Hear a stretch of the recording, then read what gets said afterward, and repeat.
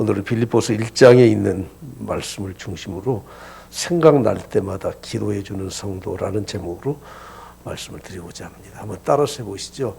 이제는 중보기도다. 이제는 중보기도다. 중보기도가 얼마나 소중한가 하는 것을 오늘 빌립보서 1장을 통해서 좀 말씀을 전하려고 합니다.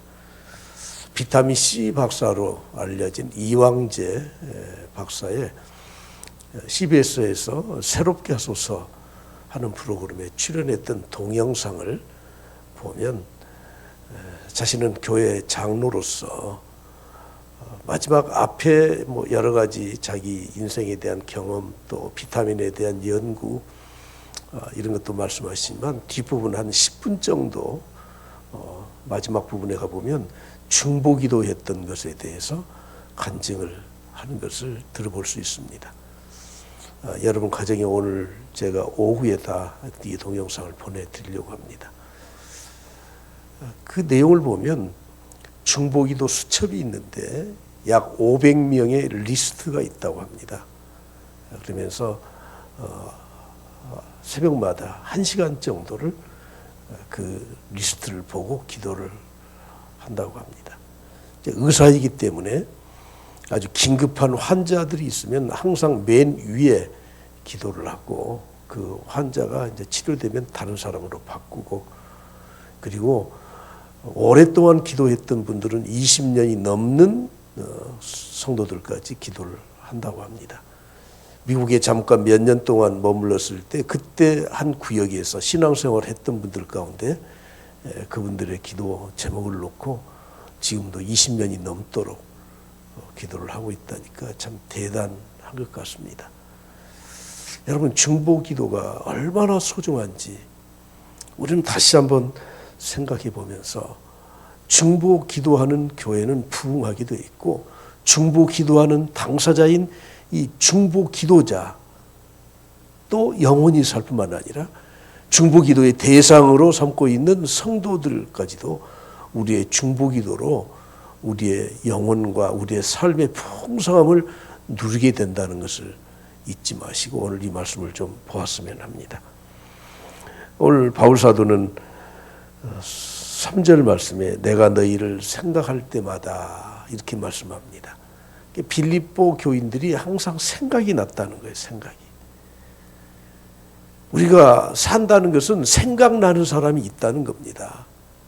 내가 오래 살았던 것은 그 세월 기간 동안에 내 기억에 생각에 남아있는 사람이 많다는 것으로 우리가 말을 해도 틀린 말은 아닐 것입니다.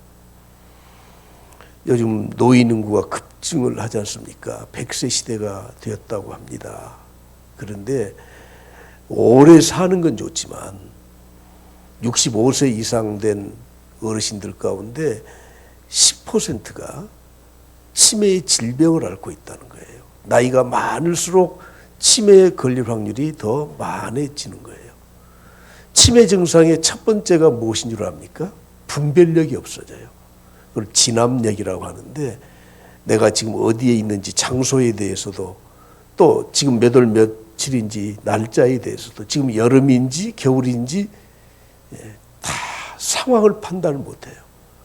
조금 더 나아가면 사람을 알아보지 못해요. 분명히 내 자녀인데도 불구하고 누구요? 그렇게 물어봐요. 제 할머니도 마지막 치매를 앓다가 세상을 떠나셨는데 저를 보면 항상 누구요? 위원장님 오셨어요?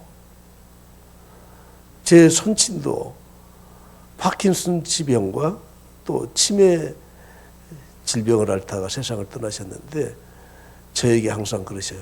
아이고 도지사님 오셨어요. 경찰서장님이세요. 아들을 못 알아봐요.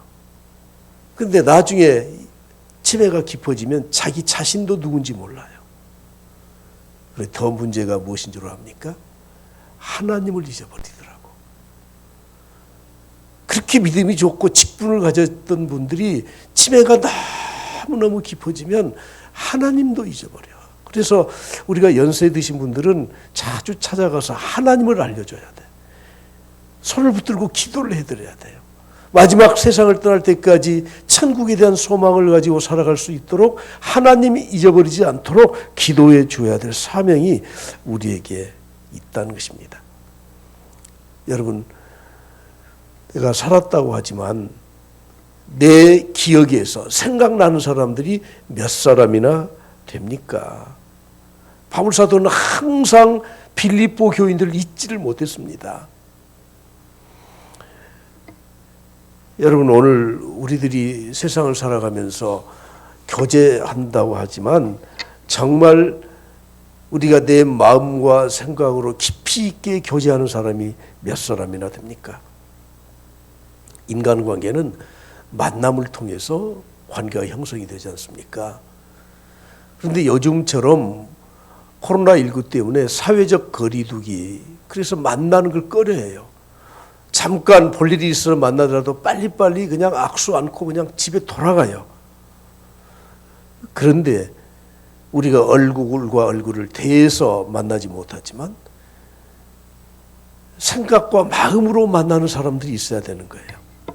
진짜 좋은 관계를 맺고 사는 사람들은 얼굴을 보지 못해도, 자주 만나지는 못해도 항상 머릿속에 생각해주고 기억으로 만나는 사람이 나와 좋은 관계를 가지고 있는 사람이라는 것입니다.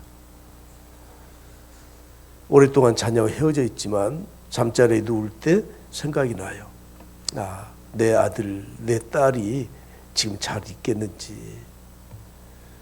요즘처럼 이렇게 명절이 되면 더 생각이 나는 겁니다. 혹시 내가 좋은 분위기 좋은 레스토랑에 가서 식사를 할 때도 생각이 나요. 같이 있었더라면 같이 식사 자리를 마련했을 텐데. 여러분, 우리의 얼굴과 얼굴을 마주보는 사람만 좋은 관계를 가지고 사는 것이 아니라 지금 우리의 환경 때문에 우리가 자주 만나지 못하지만 내 생각에서 기억에서 지워지지 않고 항상 좋은 일이 있을 때 좋은 것을 나누고 싶고 그 사람을 축복해 주고 싶은 바로 그 사람이 내 삶에 있어서 좋은 관계를 맺고 사는 사람입니다. 지난 주간에도 제자가 전화가 왔더라고요. 목사님 잘 계시죠? 뜬금없이 오랜만에 전화가 왔어요. 그래, 잘 있지. 저는 설에 이 명절 인사를 할 줄 알았더니 목사님 찾아뵈면 안 됩니까? 시간 있으십니까? 왔는데 별게 아니더라고요. 내가 볼 때는 별게 아니에요. 이번에 어렵게 석사 학위를 받게 됐는데 논문을 가져왔다고. 그러면서 목사님 생각이 너무 났습니다. 제가 학부 때 좀 제 강의를 좀 들은 친구거든요. 이제 박사학위를 좀 준비해야 되는데 꼭 목사님한테 감사 인사 하고 싶어서 왔습니다. 여러분, 이렇게 설 명절에 바쁘고 힘든데 찾아와 주니 마음이 흐뭇해요. 흐뭇하지 않아요? 아, 그래도 내가 가르친 보람이 있구나. 제가 몇 달 전에도 여러분들에게 말씀드렸지만 고등학교 동창 친구가 치매에 걸렸대요. 엊그저께까지 그 부인하고 또 문자를 이렇게 주고받고 연락을 했는데 최근에 병원에 가보니까 아주 심각한 상태로 아주 굉장히 빠르게 진행되고 있대요. 전두엽, 측두엽이 손상이 돼서 기억을 다 상실해 간다. 약도 없고.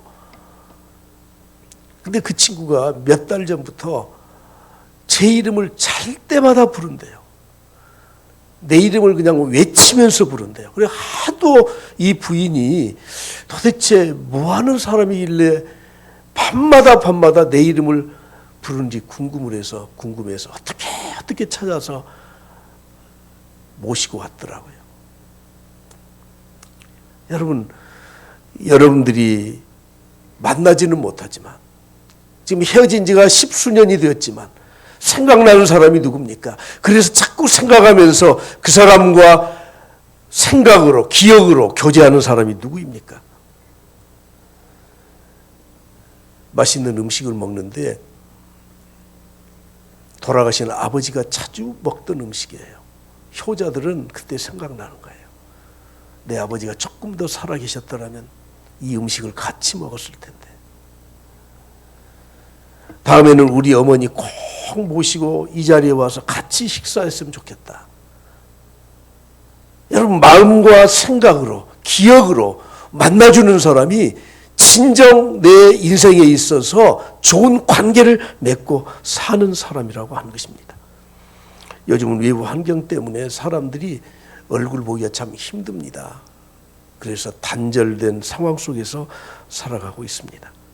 그럼에도 불구하고 우리는 피차 생각으로 마음으로 서로 교제할 수 있어야 할 것입니다. 왜 사도 바울은 빌립보 성도들을 이렇게 생각하면서 기도했는가 하는 것입니다. 믿음의 한 가족이었기 때문에 그렇습니다. 여러분, 가족은 혈연 관계를 맺어진 관계이죠. 그런데 요즘 가족들도 해체 현상이 일어나서 1인 가구가 많이 늘어난다고 하지 않습니까? 그러나 여러분, 가족의 이 결속 관계가 좋은 가족일수록 가족 구성원들이 행복감을 느낀대요. 너 알아서 잘 살아라. 이제 그만 됐어. 이젠 올 필요도 없고 갈 필요도 없고. 그런 가정 안에서 사는 가족들은 행복감이 덜하다는 것입니다. 교회 안에 나를 정말 생각해 주는 그런 관계를 가진 성도들이 한두 명만 있어도 교회 생활은 즐겁고 신이 나는 겁니다. 교회는 혈연 관계가 아니에요. 신앙의 관계예요. 그러므로 우리는 내적 관계가 더 소중한 것입니다. 하나님의 나라를 함께 유업으로 받을 성도들의 이 내적 관계, 영적인 교통이 우리에게 굉장히 더 소중한 그런 공동체입니다. 갈라디아서 6장 10절에 말씀합니다. 그러므로 우리가 기회 있는 대로 모든 이에게 착한 일을 하되 더욱 믿음의 가정들에게 할지니라. 사랑하는 성도 여러분, 우리는 기회 있는 대로 모든 사람들에게 선을 행하고 착한 일을 해야 됩니다. 할렐루야, 할렐루야. 그러나 더욱더 믿음의 가정들에게 더 선을 행하고 좋은 관계를 맺으라고 말씀하고 있습니다. 왜냐하면 우리는 하나님의 자녀들이기 때문에 그렇습니다. 오늘 본 말씀 5절에 이렇게 말씀하죠. 너희가 첫날부터 이제까지 복음을 위한 일에 참여하고 있기 때문이다. 왜 사도 바울이 빌립보 교인들 그렇게 생각하면서 기뻐하고 기도해주고 그 성도들에 대해서 사랑하는 마음을 갖게 되었습니까? 그것은 복음을 위한 일에 서로 동참했기 때문이라고 말씀합니다. 동참했다는 말은 공동체성을 형성했다 그런 말이에요. 교회는 하나님의 공동체입니다. 그런데 이 공동체에서 우리가 하나 되어야 될 게 몇 가지 있어요. 첫째는 예배 공동체가 되어야 합니다. 코로나 사회적 거리두기 때문에 요즘 예배에 출석하는 인원들이 많이 줄었습니다. 그런데 최근에 설문조사에 의하면 교회가 심각한 위기에 봉착되고 있다고 하는 거예요. 코로나 때문에 교회에 참석하지 않는 성도들이 늘어가면서 교회에 참석을 1년 동안 안 했더니 신앙을 완전히 상실한 사람들이 10%가 되었다는 거예요. 2년이 지나갔습니다.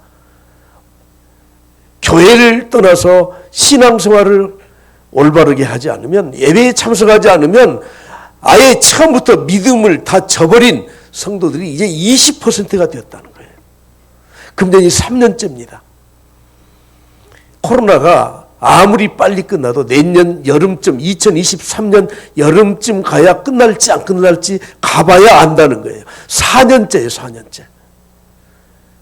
앞으로 이것이 길어져서 사회적 거리두기를 앞세우고 교회에 나와서 예배드리지 않는 사람들이 많아질수록 4년, 5년 지나면 신앙을, 교회 안 나온 사람 말고 신앙을 상실한 사람이 40, 50%가 될 것이라고 발표하고 있습니다. 사랑하는 성도 여러분, 심각한 문제입니다. 이번 주일 칼럼에도 제가 썼듯이 마지막 제가 쓴 결론은 그것입니다. 지금 예배 회복을 해야 될 때다. 코로나가 아니라 별의별 일이 있더라도 예배 회복을 해야 될 때다. 그래야 치유와 회복이 일어나서 부흥의 길로 갈 수 있는 겁니다. 사랑하는 성도 여러분, 우리는 신앙의 공동체로서 예배가 회복이 돼야 돼. 형식적인 예배 드려서는 안 됩니다. 똑같은 맥락이지만 기도 공동체가 돼야 됩니다. 기도 공동체, 이 공동체는 얼마나 힘과 능력이 있는 줄 압니까? 예루살렘 초대교회를 보십시오. 120명의 성도밖에 안 돼요. 그 성도들이 기도하기를 전혀 힘썼다. 오로지 기도했었다. 그랬더니 하나님의 놀라운 역사가 일어나고 있지 않습니까? 우리가 가끔 비난하는 은사 중심의 교회들, 그 교회는 기도하는 일을 첫 번째로 생각하기 때문에 그 교회들은 굉장히 힘과 능력이 있습니다. 궁극적으로 우리 교회는 선교 공동체가 돼야 돼요. 전도해야 돼요. 요즘 우리가 교회에 전도해서 나오는 사람도 없거니와 전도라는 것을 아예 우리는 하고 있지를 않아요. 결국은 하나님의 교회는 전도해야 돼요. 땅끝까지 복음을 전해야 돼요. 예수 믿는 사람들을 세례를 주어서 하나님의 자녀들로 만들어가야 되는 겁니다. 요즘 선교와 전도에 대한 열의가 다 식어 있습니다. 이럴 때 가장 기뻐하고 환호성을 치는 존재가 사탄이에요. 사탄. 예배에 안 나오죠. 기도하지 않죠. 전도하지 않죠. 사탄은 뒤에서 막 박수를 치고 잘한다 너희들 잘한다. 그렇게만 해라. 그렇게만 해라. 여러분 오늘 믿음을 가진 우리들이 정신 좀 차려야 됩니다.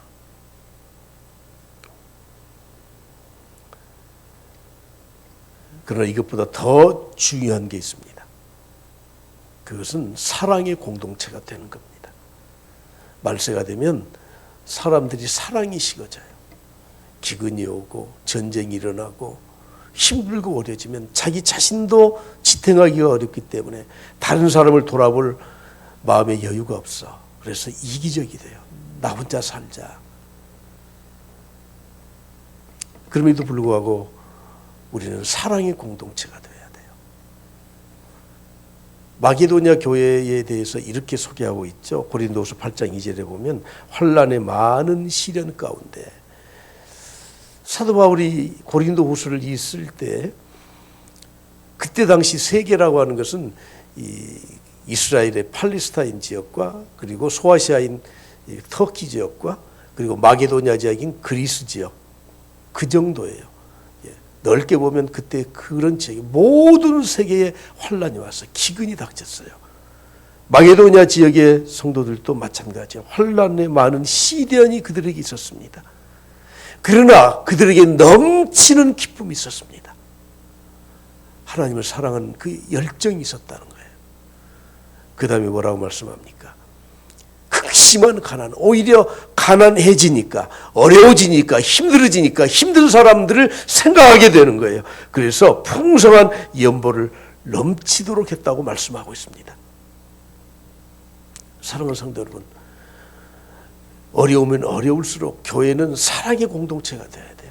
하나님과 깊은 영적인 이 교제, 사랑이 있어야 돼요. 그러면 흉년이 와도 환난이 와도 핍박이 와도 이 모든 것을 이겨낼 뿐만 아니라 기쁨이 넘치게 되고 그리고 풍성한 연보가 있을 수 있도록 하나님의 이 사랑은 우리의 힘을 불어넣어 주는 것입니다. 가정도 마찬가지고 교회도 마찬가지고 이 사회도 마찬가지입니다. 언제 힘들지 않을 때가 몇 번이나 있었습니까?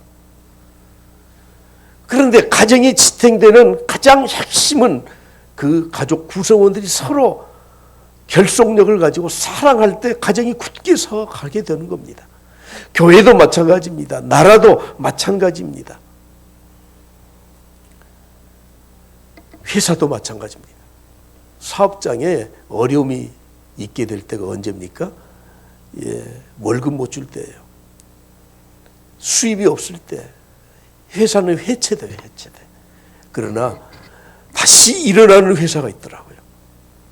그 회사는 어떤 회사인 줄 압니까? 오너가 그 회사를 너무너무 귀히 여기고 사랑해요. 간부들도 그 회사를 귀히 여기고 사랑해요. 그래서 사업이 망하고 부도가 나더라도 정말 우리 회사 중요해. 우리 회사 다시 일으켜 세워. 그래서 몇 사람이 딱 힘을 합하면 회사가 다시 일어서더라니까요. 나라도 마찬가지입니다. 나라가 전쟁에 휩쓸리고 참 힘들고 어려울 때 애국자들이 곳곳에 있으면 그 나라는 얼마 지나지 않아서 다시 일어서게 되는 겁니다. 여러분, 교회는 사랑의 공동체입니다. 사랑을 가진 교회는 어떤 일을 하는 줄 아십니까? 사도 바울이 옥중에 갇혀 있었지만 성도들을 위해서 기도하고 있어요. 중보 기도하는 교회가 진정으로 하나님을 사랑하고 성도를 사랑하는 교회라고 하는 거예요. 바울 사도는 성도들을 너무너무 사랑했기 때문에 감옥에 갇혀 있으면서도 오히려 위로를 받기를 원하는 것이 아니라 자기가 감옥 안에서 사람들을 위로해주고 사랑의 편지를 쓰고, 그것이 우리에게 지금 성경으로 남아있는 이 성경들입니다. 그래서 빌립보서는 옥중 서신이라고 말하지 않습니까? 다시 한번 본 말씀 3절부터 5절까지를 보시겠습니다. 다 같이 한 목소리로 봉독합니다. 내가 너희를 생각할 때마다 나의 하나님께 감사하며 간구할 때마다 너희 무리를 위하여 기쁨으로 항상 간구함은 너희가 첫날부터 이제까지 복음을 위한 일에 참여하고 있기 때문이라. 할렐루야. 감옥은 외부와 차단된 곳이에요. 누구도 만날 수 없는 곳입니다. 그러나 생각은 자유로워서 얼마든지 성도들을 찾아갈 수 있고 성도들을 위해서 기도할 수 있고 성도들을 위해서 염려할 수 있는 것이 바로 우리의 생각이지 않습니까? 그래서 사도 바울은 내가 생각할 때마다 너희들을 생각하고 있다. 너희들을 생각하면 내가 감사가 넘친다. 내가 너희들을 생각할 때마다 기도가 저절로 나온다. 내가 너희들을 생각할 때마다 기쁨이 있다. 내가 너희들을 생각할 때마다 복음에 참여한 것에 대해서 항상 마음에 담겨져 있다. 이렇게 말씀하고 있는 것입니다. 여러분, 진정으로 좋은 관계를 가진 사람은 이미 말씀드렸지만 얼굴과 얼굴을 대하여 볼 때만 당신이군요 하는 사람이 아니라 보지 못할 환경에 있을 때에도 생각이 나는 사람, 항상 마음과 생각과 기억에 지워지지 않는 그 사람이 나와 가장 긴밀한 관계를 가지고 사는 사람이라는 것입니다. 바울 사도가 특히 빌립보 교인들에 대한 이런 생각을 가질 수밖에 없었던 것은 빌립보 4장 14절 이후에 나와 있습니다. 그러나 너희가 내 괴로움에 함께 참여했으니, 사도 바울의 괴로움에, 사도 바울이 선교 현장에서 고통을 받을 때 그들이 참여해 주었어요. 기도로 참여하고 물질로 참여해 주었어요. 빌립보 사람들아 너희도 알거니와 복음의 시초에 내가 마게도니아를 떠날 때 주고받는 내 일에 참여한 교회가 너희 외에는 아무도 없었다. 사도 바울이 힘들고 어려울 때 그 옆에서 사도 바울을 도와주고 지지해주고 기도해 주었던 성도들 너희들밖에 없었다. 데살로니가 있을 때 너희가 한 번뿐 아니라 2번이나 나의 쓸 것을 보내었다고 말씀을 하고 있습니다. 여러분, 교회사를 보면 어렵고 힘들었을 때 하나님의 일을 더 많이 했더라고요. 감옥에 갇혀있는 지도자들이 엄청나게 더 큰 일을 했더라고. 사도 바울이 옥중에서 옥중 서신을 쓴 것은 물론이거니와 우리나라 성공회대학교의 신영복 교수님은 20년 동안 옥중에 갇혀 있으면서 그가 메모지를 남겨놓았어요. 옥중에서 무슨 A4지 같은 이런 종이가 있었겠습니까? 포장지, 우리가 흔히 쓰는 푸대종이, 거기에다가 무슨 필기도구가 제대로 있겠습니까? 그냥 희미하게 써놓은 것들, 20년 동안 모아놓았던 것을 나중에 추록한 이후에 그것을 모아서 집필했던 책이 감옥으로부터 사색이라는 책인데 많은 성도들에게 심금을 울려주는 작품을 만들어낸 겁니다. 존 밀턴은 투옥되어서 신라곤을 썼습니다. 그가 실명을 했기 때문에 그는 병보석으로 석방되어서 나왔을 때 완전히 두 눈을 감고 있었지만 자기 아내에게 대피를 시켰습니다. 아내가 세상을 떠났을 때 딸이 또 대피를 했습니다. 그래서 쓴 책이 복락원이라고 하는 책이에요. 존 버녀는 복음을 전한다는 이유 때문에 감옥에 갇혔을 때 쓴 작품이 바로 철로 역정이라는 작품이에요. 독일 나치에게 저항했다가 수용소에 갇혔던 본회퍼 목사님은 감옥에서 책을 썼는데 사후에 발간된 책이 옥중서신이라는 책이에요. 여러분, 힘들어서 못하겠다고요? 어려워서 안 한다고요? 잘 생각해 봐야 돼. 그것은 나에게 중요하지 않으니까 어려우면 안 하는 거예요. 정말 중요한 일은 어려울수록 더 하려고 노력을 하는 겁니다. 내가 힘들어서 못합니까? 아닙니다. 중요한 일은 힘들수록 그 일은 절대 놓치지 않는 겁니다. 우리의 신앙이 정말 소중하다면 코로나 아니라 뭐가 있더라도 우리의 신앙을 굳게 지켜나가는 겁니다. 혹시 여러분들이 이런 상황 가운데 분별을 좀 하셔야 될 것이 뭐냐면, 코로나 핑계 대고 나를 떠나는 사람은 그냥 떠나라고 내버려 두십시오. 나에게 별로 소중하지 않은 사람이니까 떠나주는 거예요. 어려운 상황일수록 하나님의 교회를 더 섬기는 사람은 정말 하나님이 정말 소중한 존재이기 때문에, 믿음을 저버릴 수 없기 때문에 교회에 더 헌신하고 눈물로 하나님 앞에 나와서 간구하는 것입니다. 여러분, 돈이 없어서 못한다고요? 천만의 말씀. 없는 돈이라도 만들어서 꼭 필요한 것은 사용하는 것이 사람들의 심리입니다. 우리가 잘못 생각하는 게 그것이에요. 어려우면 안 해. 힘들면 나 못해. 정말 소중하고 가치 있는 일은 힘들수록 더 노력하는 겁니다. 지난주에 선교사님 한 분이 목사님 2년 가까이 선교지를 못 들어갔는데 이제 비자 나왔어요. 곧 들어갑니다. 그러시더라고. 그래, 참 잘 됐네요. 근데 광주에 잠깐 내려왔다가 서울 올라갑니다. 다음에 연락드릴게요. 그래서 제가 좀 화를 냈어요. 아니, 선교사님 출국한다면서 나도 안 보고 가요? 제가 당돌하게 그랬더니 바쁜데 그래도 잠깐 들리셨더라고. 뭐 만나서 뭐 할 이야기 있어요? 그냥 잘 하십시오. 서로 기도해주고. 줄 게 없어. 그래서 과일 한 상자 들려보내서, 사모님은 우리 교회 처음 와보셨대. 그렇게 여러 번 우리 교회 왔는데 사모님은 못 오셨어. 여러분, 착각하지 마십시오. 힘들어서 안 온다고요? 힘들어서 안 오면 그것이 나를 생각하는 그 정도예요. 힘들수록 소중한 사람은 더 소중해지는 것이고, 어려울수록 내가 꼭 해야 될 일은 더 소중해지는 거예요. 진짜 나를 위한 사람이 누굽니까? 항상 생각으로 교제하는 사람이에요. 마음에 담아둔 사람이에요. 믿음을 가진 사람들은 생각과 마음을 담아준 그 기억 속에서 나를 기도해 주는 사람, 중보 기도를 해주는 사람이 정말 나를 위한 사람이라고 하는 것입니다. 사무엘 선지자는 하나님과 백성 앞에서 한 가지 약속을 하지 않습니까? 사무엘상 7장 5절에 보면 사무엘이 이르되 온 이스라엘은 미스바로 모이라. 이 미스바의 성회를 개최했습니다. 그리고 선지자가 할 수 있는 일이 뭡니까? 재난지원금 10만 원, 100만 원씩 못 나눠줘요. 선지자가 무슨 돈이 있어요? 한 가지 할 일이 있어요. 뭐예요? 내가 너희를 위하여 여호와께 기도하리라. 이스라엘 백성들에게 해주고 싶은 것이 딱 한 가지 있어. 그것이 무엇이에요? 그들을 위해서 기도해 주고 싶어요. 그래서 미스바에 모이라. 우리 같이 기도하자는 겁니다. 수년이 흘렀습니다.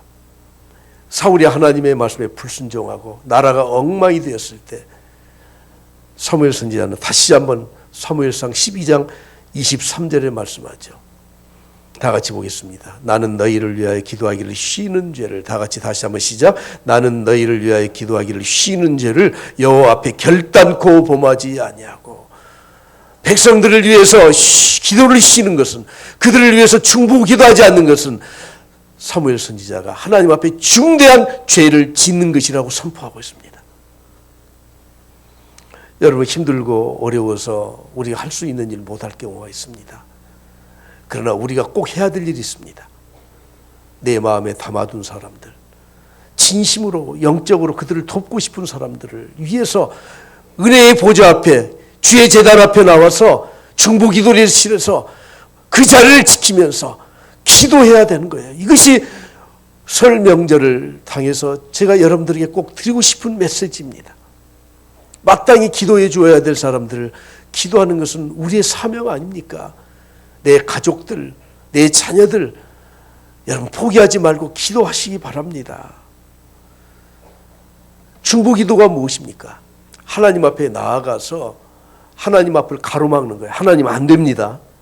감히 하나님의 앞을 가로막는 거예요.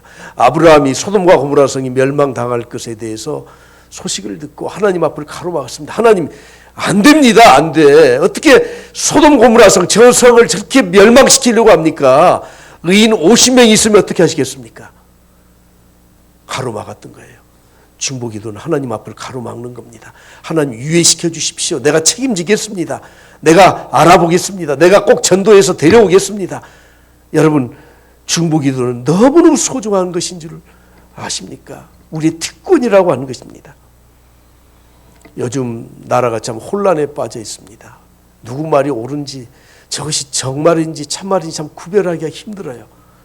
우리는 교회에 나와서 이 나라를 위해서 정말 기도해야 돼요. 나라가 잘못되면 우린 다 망하는 겁니다. 우리 그리스도인들은 나라에 대해서 정말 사랑하는 마음을 가져야 돼요. 이것이 정치적인 발언이 아니길 바랍니다. 여러분이 정치인들에게 절대 이용당해서는 안 돼요. 속아 넘어가서는 안 돼요. 그리고 우리도 정치를 이용하려고 해서도 안 돼요. 다만 순수한 마음으로 대통령 선거를 앞두고 지방선거를 앞두고 나라가 혼란해지는 이때에 하나님 앞에 정직한 마음으로 이 나라를 위해서 하나하나 기도해야 될 사명이 우리에게 있다는 것입니다. 특별히 하나님 나라 교회를 위해서, 성도를 위해서 중보 기도하셔야 됩니다. 이번 주에는 설을 앞두고 있어서 그런지 찾아오는 사람들이 좀 몇 명이 있으시더라고요. 느닷없이 어떤 집사님이 전화하셨어요. 목사님 잘 계시죠? 아이고, 집사님이 교회 나와야 내가 잘 있죠. 죄송합니다. 2년 동안 통 못 나와서 죄송합니다. 찾아뵈도 될까요? 설에 인사하려고 찾아올 것 같아. 근데 도둑이 제발이 저린다고 다음에 제가 우리 아내 권사 따라서 나갈 테니까 좀만 기다리세요. 누가 나오라고 했습니까? 안 나온다고 제가 야단을 쳤습니까? 참 감사했어요. 아, 마음에 있구나. 하나님이 마음에 있구나. 교회가 마음에 있구나. 목사가 항상 생각이 나는구나. 주님은 십자가를 지시기 전에 두 가지를 하셨습니다.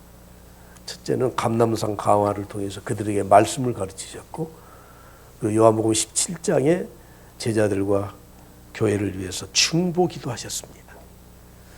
요한복음 14장 13절 14절에 말씀합니다. 내가 내 이름으로, 너희가 내 이름으로 무엇을 구하든지 내가 행하리니 시행하리니 이는 아버지로 하여금 아들로 말미암아 영광을 받으시게 하려 함이라. 다 같이 14절 시작. 내 이름으로 무엇이든지 내게 구하면 내가 행하리라. 내 이름으로, 예수 그리스도의 이름으로. 그래서 우리는 항상 기도 말미에 예수님의 이름을 통해서 하나님 앞에 간구하고 있습니다. 주님은 우리를 위해서 지금도 친히 기도하고 계신 중보자로 계셔요.